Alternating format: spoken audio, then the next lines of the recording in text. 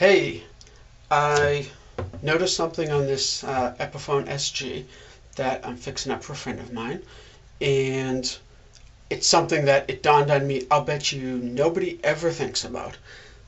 Okay, so this tune-o-matic bridge, ABR, whichever one it is wobbly, and I'll bet you nobody ever thinks of it. The stop bar sometimes can be wobbly, so what I'm going to show you to fix this also would apply to the stop bar. But on this guitar, the stop bar was screwed right down tight to the body. That's how I always prefer it. I feel it's just more sturdy, more stable. And the strings go up over the bridge and do not touch the back end of the bridge. So it's not an issue where the stop bar is too low. It's totally fine. Some people think that can rob tone out of the guitar or whatever if it touches. That's why top wrapping is sometimes used. But nonetheless, it's all fine. So we just need to fix this wobbly. So if you think about it, the strings, vibrations enter the body, which really gives it the tone and everything, at 2 points. Wherever you're fretting, or the open string, the nut, whatever, but somewhere on the neck, the string vibrating length is ending, so it's entering at the neck, and the other spot is for everything you play, every string, no matter what fret, open, whatever, it's entering here at the bridge. So that's wobbly. Now, is it a huge issue? No, because when you string it up, it holds it in really sturdy anyway.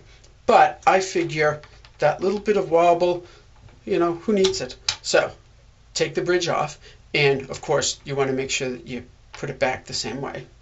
It's pretty simple. If you have it intonated, you can tell, but nonetheless. So all we're going to do is screw these out. Okay, and you can use Teflon tape, or Teflon tape isn't expensive, so it's cheap. Or you can just grab a little bit of masking tape. That's what I'm going to use. Doesn't really matter. It's just going to make it a nice tight fit. So put it in and screw it in. Too much masking tape? I thought it might be.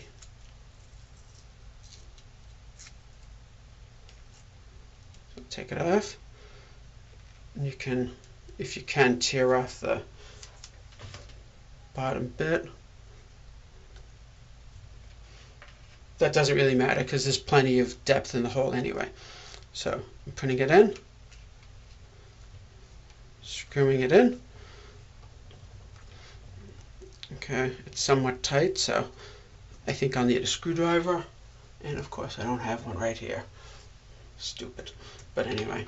Okay, so I'm going to do the other one and get a screwdriver and screw these in, and then I'll be right back to show you the finished product. Alrighty, so I took care of it. Good thing I didn't keep the tape rolling, film, whatever, digital, because it took me like 5 minutes to find a screwdriver that fit. The important thing, you want to definitely find a screwdriver. I grabbed my wife's from the kitchen that nobody's allowed to use, but you know what, she's not home, so shh. It has different tips, so I got one that was thin enough but wide enough that it fits right in there nice and solid, because you don't want one too big, obviously it won't go in. One too small, you risk as you're doing it, get out of the view, as you're doing it, if it slips, the metal here, the chrome finish and everything, is somewhat soft and fragile, and if you sort of kick out of that slot, you're going to dig up bits and possibly chip pieces off, and it just looks terrible and feels lousy when you put your hand on it because there's like little sharp edges. So anyway, did it and screwed them both in. So now we put this back on, and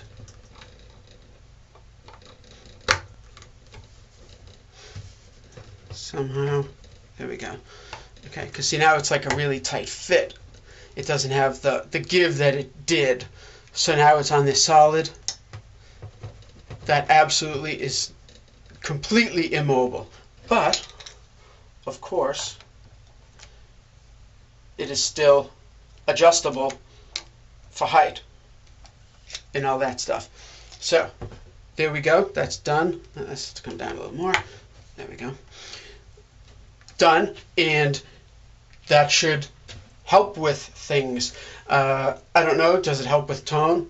I don't know. I would assume it does, because you now have a much more solid attachment for the strings, the bridge, into the body.